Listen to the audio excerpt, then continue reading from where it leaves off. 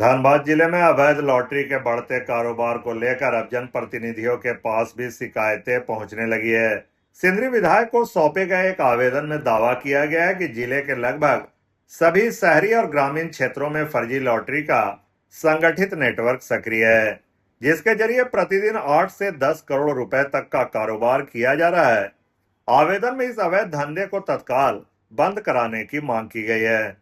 आवेदन में आरोप लगाया गया है कि झारखंड में लॉटरी प्रतिबंधित होने के बावजूद निरसा, गोविंदपुर, बलियापुर, सिंदरी, झरिया, कतरास, भौरा, पातरडी, जामाडोबा समेत कई इलाकों में खुलेआम जाली लॉटरी बेची जा रही है। शिकायतकर्ताओं का कहना है कि यह लॉटरी पश्चिम बंगाल सरकारी लॉटरी की तर्ज पर तैयार की जाती है, लेकिन उसका उससे कोई संबंध नहीं है। इससे सरकार को राजस्व का नुकसान हो रहा है और गरीब और मध्यम वर्गीय लोग आर्थिक शोषण का शिकार बन रहे हैं। आवेदन में यह भी दावा किया गया है कि पूरे नेटवर्क का संचालन कुछ चुनिंदा लोगों द्वारा किया जा रहा है। साथ ही आरोप लगाया गया है कि जिले के विभिन्न क्षेत्रों में काउंटर लगाकर प्रशासन की नजर के सामने यह कारोबार चल रहा है।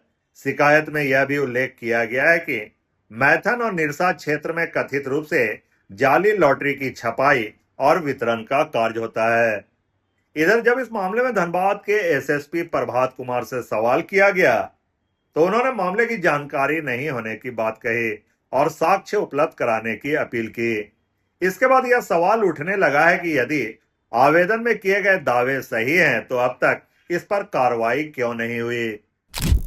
तो इसकी शिकायत तो मुझे अभी तक नहीं आई है। अगर कोई स्पेसिफिक जानकारी आपके पास हो, कोई ऐसा जगह है या कोई ऐसा आदमी है, तो आप मेरे से व्यक्तिगत साझा कीजिए, उस पर कार्रवाई कीजिए। वहीं सिंदरी विधायक चंद्रदेव महतो ने कहा कि अवैध लॉटरी का मुद्दा पहले भी विधानसभा में उठाया गया था। सरकार ने कार्रवाई का आश्वासन दिया था, लेकिन जमीनी स्तर पर यह धंधा अभी जारी है। उन्होंने कहा कि ग्रामीण क्षेत्रों में गरीब और भोले भाले लोग लालच में आकर ठगी का शिकार हो रहे हैं। विधायक ने मांग की कि सरकार इस पर स्पष्ट नीति बनाए और जब तक कोई निर्णय नहीं होता तब तक अवैध लॉटरी के कारोबार पर सख्ती से रोक लगाई जाए। लेकिन ग्रामीण क्षेत्र में बहुत तेजी से हो रहा है और अवैध रूप से हो रहा है। इससे सरकार को कोई राजस्व भी नहीं मिल रहा है और भोले भाले लोग, गरीब लोग ठगे जा रहे हैं, वो और लालच में निर्धन हो रहे हैं। तो इस पर तत्काल रोक लगाया जाना चाहिए या फिर सरकार इसको लीगलाइज करे ताकि राजस्व भी मिले और लोग ठगे नहीं जाए।